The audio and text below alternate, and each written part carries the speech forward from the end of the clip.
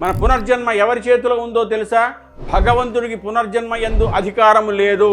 ఈశ్వరుడు ఇవ్వలేడు. మళ్ళీ నువ్వు మనిషిగా పుట్టు అనలేడు. అది మనకే వదిలిపెట్టాడు. మళ్ళీ పుడతావో మళ్ళీ పుట్టవో ఎటు పోతావో అది నీ ఇష్టం, అది నీకే వదిలేస్తానన్నాడు.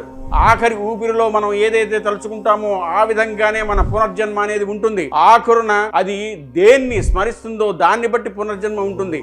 అందుకే ఒక వయసు వచ్చిన దగ్గర నుంచి ఏదో ఒక నామస్మరణ అలవాటుగా చేసుకోవాలి. గర్భగుడి ఎందుకు చీకటిగా ఉంటుందో తెలుసా?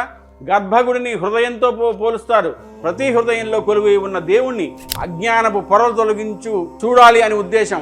అంతేకాకుండా సాంప్రదాయ ప్రార్థనలు, ఆచారాలు మరియు వేడుకల సమయంలో దీపాలు ప్రతీకాత్మకంగా వెలిగిస్తారు. అవి గృహాలు మరియు దేవాలయాల్లో శాశ్వత స్థావరాలు. దీపం నుండి వెలువడే వెచ్చని ప్రకాశవంతమైన మెరుపు శుభప్రదంగా పరిగణించబడుతుంది. ఇది జ్ఞానోదయం, శ్రేయస్సు, జ్ఞానం మరియు జ్ఞానాన్ని సూచిస్తుంది.